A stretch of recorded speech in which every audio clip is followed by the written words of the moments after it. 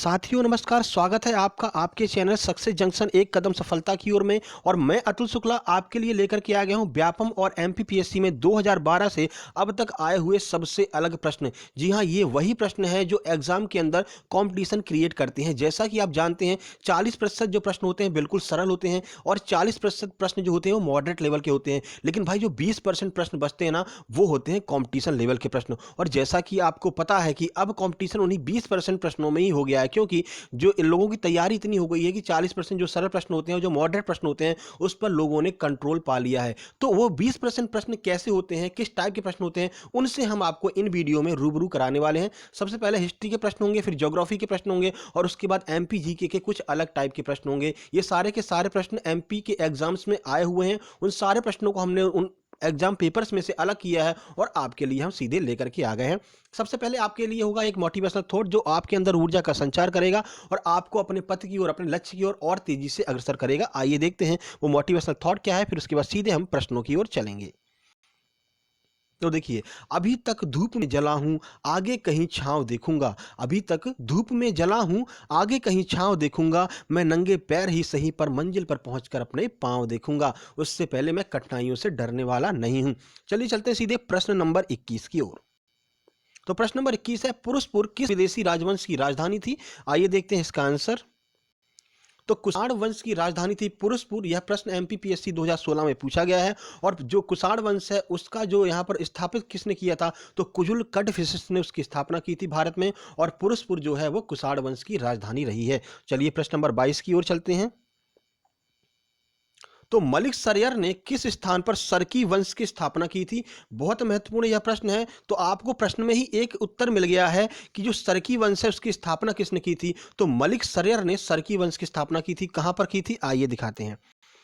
तो जौनपुर में जो है मलिक सरेयर ने सरकी वंश की स्थापना की थी। अब जैसे ही जौनपुर आता है वैसे ही आपके दिमाग में एक प्रश्न और आ जाना चाहिए कि सिराज हिंद किसे कहा जाता है। तो जौनपुर को सिराज हिंद कहा जाता है। क्यों कहा जाता है? तो पढ़ाई का, जैसे इस वक्त पढ़ाई का हब क्या है, तो कोटा, अगर आपको इंजीनियरिंग करनी है तो कोटा जाना पड़ेगा। अगर आपको आईएएस की तैयारी करनी, यूपीएससी की तैयारी करनी तो आपको नई दिल्ली जाना पड़ेगा। उसी तरह उस समय जो है पढ़ाई का जो हब हुआ करता था वो जौनपुर हुआ करता था और उसको सिराज हिंद भी कहा जाता है। प्रश्न कई बार प्रश्न परीक्षाओं में आया हुआ है। चलिए प्रश्न नंबर 23 की ओर चलते हैं। तो प्रश्न नंबर 23 है, अनंत कन्हेरे को किस अपराध के लिए फांसी की सजा दी गई थी? तो इसका आंसर आइए देखते हैं। इसका आंसर है कि जो नासिक में जैक्सन हत्याकांड हुआ था उसके लिए अनंत कन्हेरे को यहां पर फांसी की सजा दी गई थी। अब देखिए, अनंत कन्हेरे महत्वपूर्ण क्यों है? क्योंकि अनंत कन्हेरे का जो जन्म है वो इंदौर में हुआ था। तो इंदौर में अनंत कन्हेरे का जन्म हुआ था। तो फांसी इनको जैक्सन हत्याकांड की वजह से दी थी।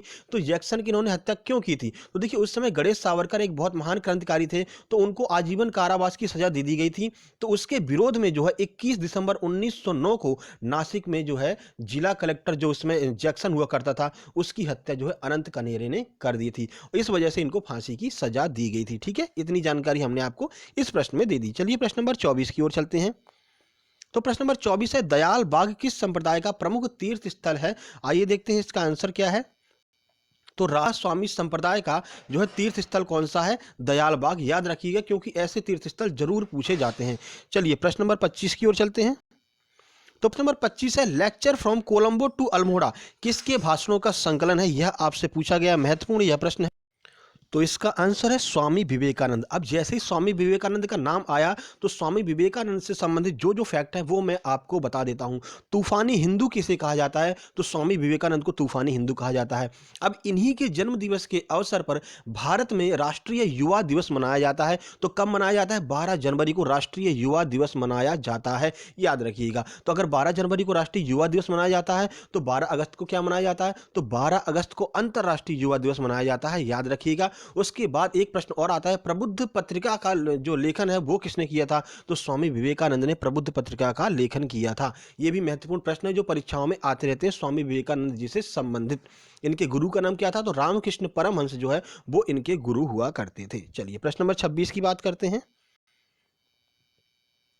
तो रक्त गुप्तार नामक पत्र का संपादक कौन था? तो इसका आंसर है दादा भाई नौरोजी जो हैं वो रक्त गुप्तार नामक पत्र के संपादक थे। अब दादा भाई नौरोजी आ गए हैं तो इनके बारे में कुछ जानकारी हम आपको दे देते हैं। तो इनके द्वारा एक किताब की रचना की गई थी, वो किताब कौन सी है? बहुत बार परीक्षाओं में पूछी गई है। तो poverty and un British rule in India, जिसमें इन्होंने धन निष्कासन का सिद्धांत दिया था कि कैसे अंग्रेज लोग जो हैं भारत से धन को बाहर ले जा रहे हैं। और स्वराज शब्द का जो प्रयोग है 1906 के कलकत्ता अधिवेशन में स्वराज शब्द का पहली बार प्रयोग जो है वो दादा भाई नौरोजी ने ही किया था। अब आपके दिमाग में जवाहरलाल नेहरू भी आ रहा होगा। तो पूर्ण स्वराज की मांग जो है जवाहरलाल नेहरू ने की थी 1929 के लाहौर अधिवेशन में। तो ये सारी जानकारी आप याद रखिएगा। साथ ही साथ में भारत की पहली बार राष्ट्रीय आय की गणना भी दादा भाई नौरोजी ने की थी और उस वक्त 20 रुपए जो है राष्ट्रीय आय बताई थी भारत की। इतनी सारी जानकारी आपको दादा भाई नौरोजी के संबंध में याद रहना चाहिए। और सबसे अधिक बार जो है कांग्रेस के अध्यक्ष कौन थे? वो भी दादा भाई नौरोजी ही थे। और इनको जो है वयोवृद्ध पुरुष यानी कि great old man of India भी कहा जाता है। ये सारी जानकारी महत्वपूर्ण है परीक्षाओं की दृष्टि से। चलिए प्रश्न नंबर 27 की ओर चलते हैं। तो भारत का सबसे छोटा राष्ट्रीय उद्यान कहां पर है? तो इसका आंसर है साउथ बटन नेशनल पार्क। कहां पर? अंडमान में जो है भारत का सबसे छोटा राष्ट्रीय उद्यान है। तो आपके दिमाग में आएगा सबसे बड़ा राष्ट्रीय उद्यान कौन है भारत का? तो हेमिस नेशनल पार्क जो है वो भारत का सबसे बड़ा राष्ट्रीय उद्यान है। कहां पर है? तो लद्दाख में स्थित है। बहुत महत्वपूर्ण है क्योंकि इस बार लद्दाख और जम्मू कश्मीर को अलग कर दिया गया है। तो हेमिस नेशनल पार्क भारत का सबसे बड़ा राष्ट्रीय उद्यान और सबसे ऊंचाई पर स्थित जो है राष्ट्रीय उद्यान है वो भी आपका हेमिस नेशनल पार्क लद्दाख है। तो याद रखिएगा। चलिए प्रश्न नंबर 28 की ओर चलते हैं। पराना, पराग्वे, उरुग्वे व उनकी सहायक नदियों को संयुक्त रूप से क्या कहा जाता है? यह भी बहुत महत्वपूर्ण प्रश्न है। आइए इसका आंसर देखते हैं। तो रियो डी प्लाटा कहते हैं। पराना, पराग्वे और उरुग्वे तथा उनकी नदियों को मिला करके एक नाम दिया गया है और उस नाम को क्या है, क्या कहते हैं? रियो डी प्लाटा कहते हैं। चलिए प्रश्न नंबर 29 की ओर चलते हैं। वर्ल्ड ज्योग्राफी का ये प्रश्न है। हॉर्न ऑफ अफ्रीका में कौन कौन से देश आते हैं? बहुत महत्वपूर्ण प्रश्न है। कई बार यूपीएससी और यूपीपीसीएस ने इसको लिया है। आइए देखते हैं इसका आंसर। जिबूती, इथोपिया, सोमालिया और इरिट्रिया, ये चार देश जो हैं वो हॉर्न ऑफ अफ्रीका के अंतर्गत आते हैं। कभी कभी आपको कंफ्यूज करने के लिए सूडान भी दे दिया जाता है, लेकिन सूडान इसका आंसर नहीं होगा। सूडान स्थित तो है लेकिन हॉर्न ऑफ अफ्रीका में स्थित नहीं है। ठीक है, याद रखिएगा। जिबूती, इथोपिया, सोमालिया और इरिट्रिया। चलिए प्रश्न नंबर 30 की ओर चलते हैं। तो आईने अकबरी में अबुल फजल ने कितने सूफी सिलसिले का उल्लेख किया है? तो इसका आंसर है 14। आपको एक प्रश्न यहां से और क्लियर हो गया कि आईने अकबरी को किसने लिखा है? तो अबुल फजल ने आईने अकबरी को लिखा है और कुल 14 सूफी संतों का उसमें वर्णन किया है। प्रश्न नंबर 31 की ओर चलते हैं। यहां से आपका एमपिस्ट हो जाता है। तो खेड़ी नामा पुरातात्विक स्थल मध्य प्रदेश में कहां पर स्थित है? यह आपसे पूछा गया है। तो इसका आंसर है होशंगाबाद में। खेड़ी नामा पुरातात्विक स्थल मध्य प्रदेश में स्थित है। अब होशंगाबाद आ गया तो सतपुड़ा राष्ट्रीय उद्यान होशंगाबाद में ही स्थित है। मां नर्मदा कहां पर बहती है? तो होशंगाबाद। पचमढ़ी कहां पर है? होशंगाबाद है। जब पचमढ़ी आ गई तो 1350 मीटर सबसे ऊंचाई मध्य प्रदेश की जो चोटी है धूपगढ़, वो भी पचमढ़ी अमरकंटक में स्थित है। चलिए आगे चलते हैं प्रश्न नंबर 32 की ओर। कुमारगुप्त ने मध्य प्रदेश में रेशम संबंधी कई कारखाने लगवाए थे। वे कारखाने कहां पर लगवाए थे? तो इसका आंसर है दसपुर, जो मंदसौर के अंतर्गत आता है। वहां पर कुमारगुप्त ने मध्य प्रदेश में रेशम संबंधी कारखाने लगाए थे। अब कुमारगुप्त आ गए हैं तो विक्रमशिला विश्वविद्यालय की स्थापना कुमारगुप्त के द्वारा की गई थी। मंदसौर भी आ गया है तो मंदसौर में हम आपको बता दें रावण की ससुराल और मंदोदरी का जो मायका है वो मंदसौर में ही हुआ करता था। एक बार व्यापम के शायद पटवारी वाले एग्जाम में पूछ लिया गया था कि रावण की ससुराल भारत मध्य प्रदेश में कहां पर स्थित है? तो मध्य प्रदेश के मंदसौर में रावण की ससुराल स्थित है। याद रखिएगा। चलिए प्रश्न नंबर 33 की ओर चलते हैं। तुंडीकर किस जिले का पुराना नाम है? तो दमोह जिले का पुराना नाम तुंडीकर हुआ करता था। यह प्रश्न भी कई बार परीक्षाओं में आया हुआ है। तो जो जिले होते हैं, पुराने नाम जिनके होते हैं, ऐतिहासिक नाम जो होते हैं, वो आपसे पूछ लिए जाते हैं। जैसे विदिशा का पुराना नाम बेसनगर है, वैसे तुंडीकर जो है वो दमोह का पुराना नाम हुआ करता था। चलिए चलते हैं प्रश्न नंबर 34 की ओर। मध्य प्रदेश में द्विमासिक पत्रिका अक्षरा का प्रकाशन कहां से किया जाता है? यह आपसे पूछा जा रहा है। द्विमासिक का अर्थ है 2 माह में एक बार निकलती है। तो आइए देखते हैं क्या है इसका आंसर।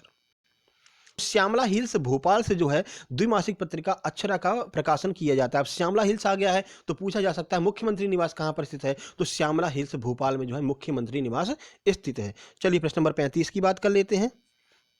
मध्य प्रदेश में सबसे पहली संगमरमर की समाधि किसकी बनी है? याद रखिएगा समाधि की बात की जा रही है। आइए इसका आंसर देखते हैं।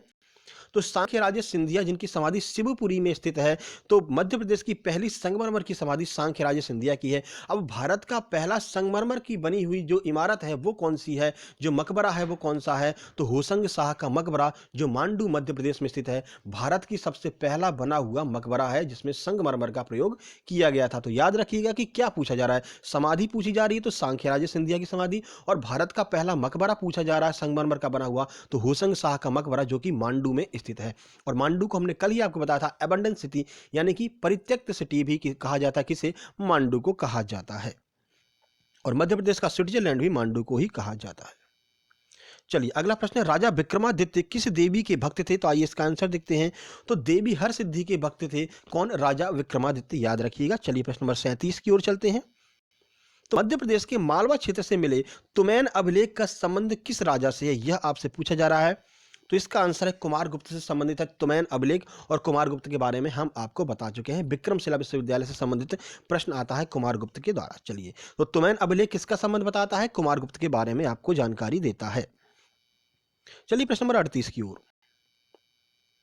तो देश का पहला खेल दिव्यांग केंद्र कहां पर खोला गया है, देश का पहला है ग्वालियर में खोला गया है। तो याद रखिएगा, बहुत महत्वपूर्ण यह प्रश्न है कि ग्वालियर में देश का पहला युवा दिव्यांग खेल केंद्र खोला गया है। अब देखिए, ग्वालियर की बात आते ही आपके दिमाग में ये बातें आ जानी चाहिए, महारानी लक्ष्मीबाई की समाधि ग्वालियर में है, तानसेन का मकबरा ग्वालियर में है, जिब्राल्टर ऑफ इंडिया यानी कि ग्वालियर के किले को कहा जाता है, ये झलकारी बाई की समाधि जो है वो भी ग्वालियर में। तो ये सारे प्रश्न जो हैं वो ग्वालियर से लगातार बन रहे हैं। एनटीपीसी के रेलवे के एग्जाम में भी ये सारे के सारे प्रश्न जो हमने आपको बताए हैं, सारे के सारे प्रश्न आए हुए हैं अभी के एग्जाम्स में, तो महत्वपूर्ण है ग्वालियर। प्रश्न नंबर 39 की बात कर लेते हैं।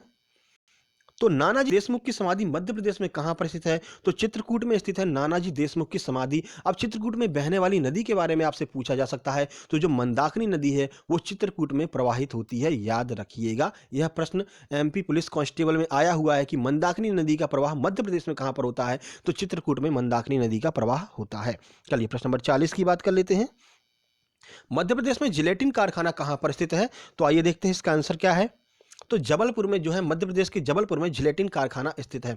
अब जबलपुर की बात आ गई तो मध्य प्रदेश हाईकोर्ट का जो मुख्यालय है, जो हेड ऑफिस है, वो कहाँ पर है, तो जबलपुर में स्थित है। जब जबलपुर में हेड क्वार्टर है तो उसकी 2 खंडपीठ भी है। तो खंडपीठ कहाँ कहाँ पर है, तो ग्वालियर और इंदौर में जो है हाई कोर्ट की खंडपीठ है। भोपाल कई बार ऑप्शन में आता है, लोग मध्य प्रदेश की राजधानी सोच करके भोपाल लगा करके आते हैं, लेकिन मेरे भाई मेरे दोस्त, भोपाल में कोई भी हाई कोर्ट की खंडपीठ नहीं है। ग्वालियर और इंदौर 2 जगह मध्य प्रदेश हाई कोर्ट की जो है खंडपीठ है, और मध्य प्रदेश का जो हाई कोर्ट है मेन मुख्य जो है वो कहां पर है, जबलपुर में है। तो जा से जिलेटिन, जा से जबलपुर, ऐसे आप याद कर सकते हैं। तो ये 20 महत्वपूर्ण प्रश्न थे, आपको कैसे लगे कमेंट बॉक्स में कमेंट करके अपना फीडबैक जरूर दीजिएगा। वीडियो को लाइक कर दीजिए, दोस्तों के पास शेयर कर दीजिए, और चैनल को सब्सक्राइब कर लीजिए अगर आप पहली बार हमारे चैनल पर आए हैं। और ये वीडियो सीरीज जो है वो ऐसी चलती रहेगी। इससे पहला एक वीडियो हम ऑलरेडी अपलोड कर चुके हैं, जिनमें हमने आपको कुछ ऐसे प्रश्नों के बारे में ही बताया है जो आपके एग्जाम में कॉम्पिटिशन क्रिएट करेंगे। ठीक है, तो वैकेंसी यहाँ जैसा कि आपको पता है बहुत कम वैकेंसी है, तो कॉम्पिटिशन हाई लेवल का होने वाला है, और जो ऐसे प्रश्न होंगे वही आपके लिए आपकी नैया पार लगा सकते हैं, आपको आपकी मंजिल की ओर अग्रसर कर सकते हैं। तो ऐसे ही वीडियो आते रहेंगे, तो चैनल को सब्सक्राइब जरूर कर लीजिएगा, नोटिफिकेशन बेल जरूर दबा दीजिएगा कि जैसे ही हम कोई वीडियो अपलोड करें आपके पास नोटिफिकेशन सही समय पर पहुंच जाएगा। तो जल्द ही मिलते हैं एक नई वीडियो में, तब तक के लिए नमस्कार।